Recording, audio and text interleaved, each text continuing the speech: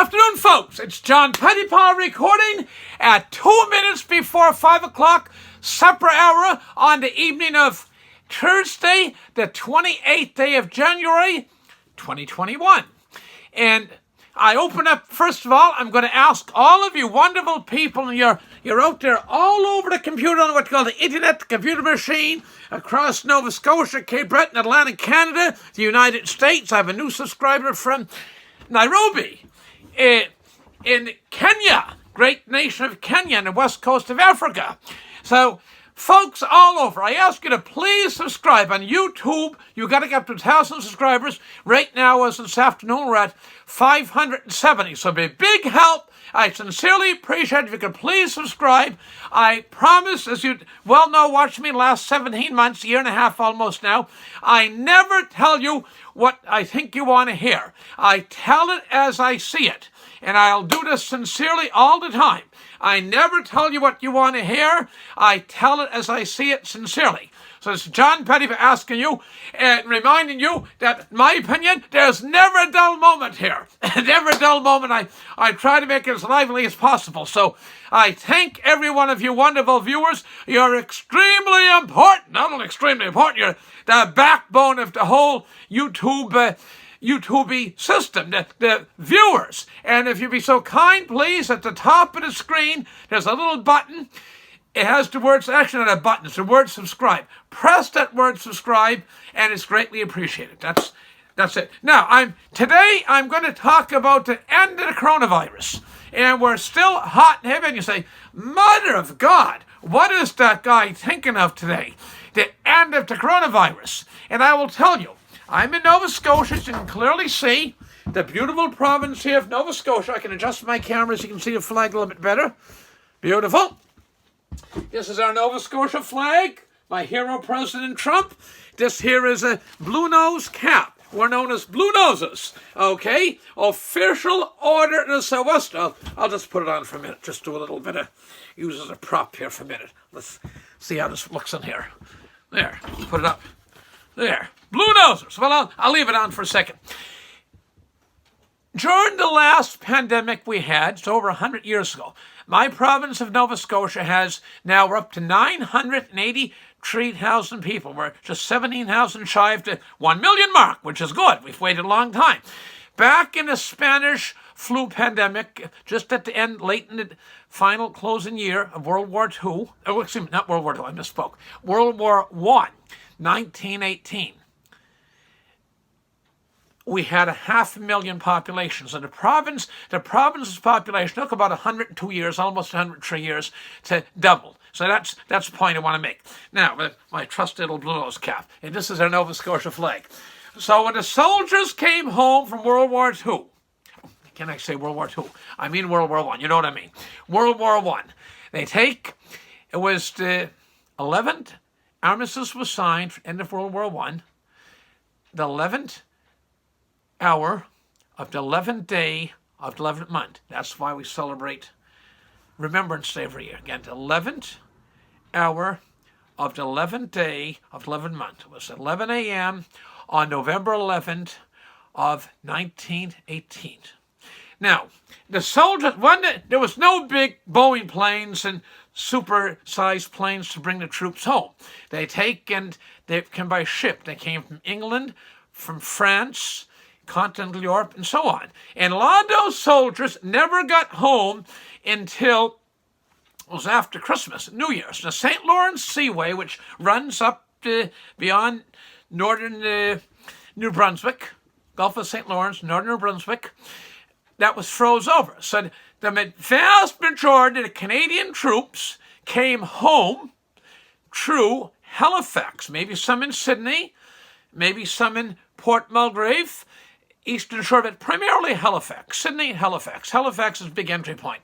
Now, surprisingly, Nova Scotia, and you have to on a per capita basis, Nova Scotia on a per capita basis had among the smallest death rate from the Spanish flu.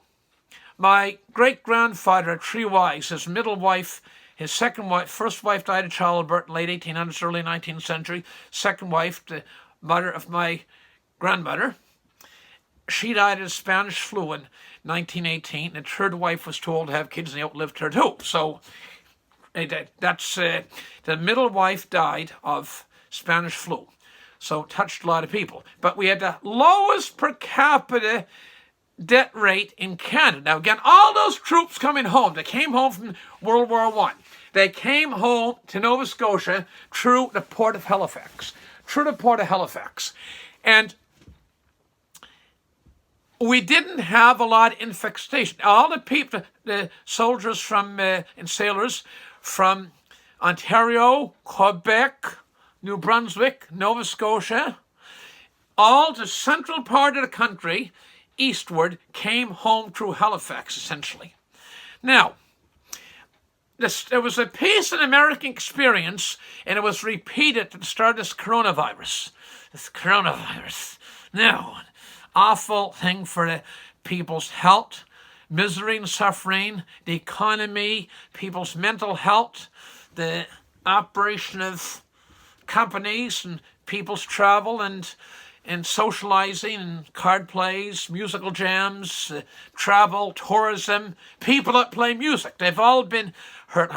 But although people are adaptable, we are, by human beings, we are a resilient people. Even though there's been some tough spots, no question, and still are, where most people still prove to be very resilient. Now, point I want to make in this.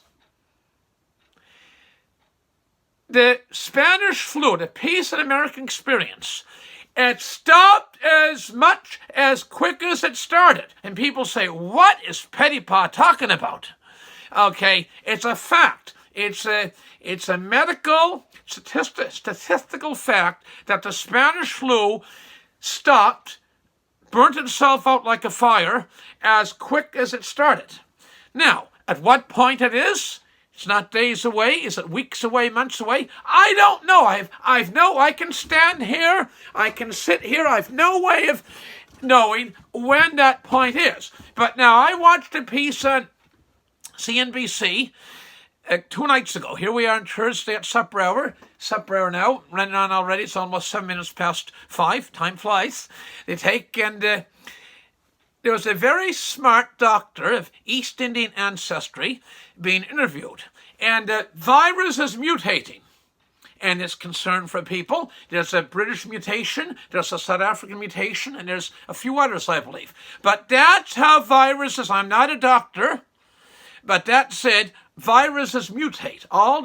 Most viruses mutate. That's the nature of the beast. And that actually can be a good sign. That can be a good sign because it shows the virus is getting on in its life. It mutates. And at some point, I can't tell you when, but it's certainly not days away. Maybe it's weeks. Maybe it's months. I don't know. I will say personally, I wonder what you folks think.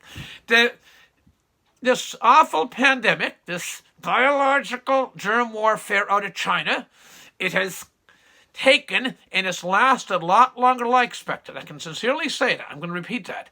This biological germ warfare pandemic has caused this pandemic, has lasted much longer than I expected. That said, it will stop. Now, they didn't have all the antidotes and penicillin, all that we have nowadays, and at the end of World War I. But it burnt itself out. So I have no idea. It's just meant to be a ray of hope. There's a wonderful, that's the whole message. The title of the video is The End of Coronavirus and a Ray of Hope. There's a wonderful pharmacist in Inverness, Enos Freeman, and he was a fantastic gentleman. He's up in heaven now, and he used to sponsor a show on the local radio station, twice a week. Once it'd be from the Shetty Camp Hospital when they delivered babies there in the Inverness Memorial Hospital. That was, I think, on a Monday. And then Thursday was from the hospital in Antigonish, St. Martin's Hospital. And it's a ray of hope, like my head is yellow, a ray of hope lit up the sky. A child is born. They'd announced the birth. So a ray of hope lit up the sky. child is born. It was a wonderful little tune they played with the twice a week announcements of baby births. And that was fantastic. So we all need hope. The title of my video is to end the coronavirus, a ray of hope. No, I can't stand here and sit here and do a video and tell you exactly when it is. But the fact that it's mutating, as concerning as it is, the British version, the South African version, some other versions, it's going through its life cycle. And all viruses, the Great Plague in the Middle Ages that cost over 500 million lives is estimated. Who knows for total sure, but it was hundreds of millions of lives. It's estimated about half it, at that time, I think was what? Quarter of the world's known population, if not more, a huge percentage. A huge percentage. That's talking the Middle Ages. Okay? Then you look at the millions, tens of millions of people died of Spanish flu worldwide. And you look at this here coronavirus, so-called, the coronavirus. Bad stuff, to put it mildly. It will stop. So some of the stuff I'm seeing on television, they talk as if it's going to be here 2 or 3 years from now. That's very unlikely it'll ever happen, okay? And it will stop and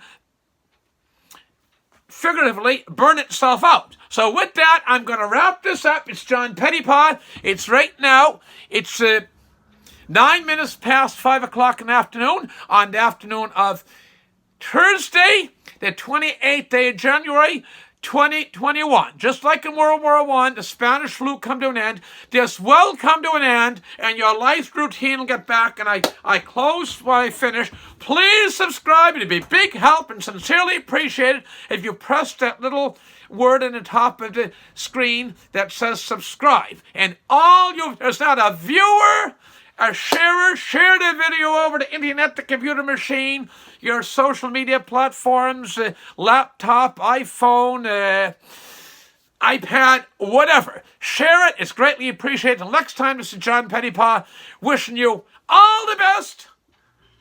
God bless. Get a good sup for yourselves. Thank you for viewing, all of you. And remember, a ray of hope. There will be better days ahead. This will come to an end. Thank you very much. Good afternoon. Bye for now.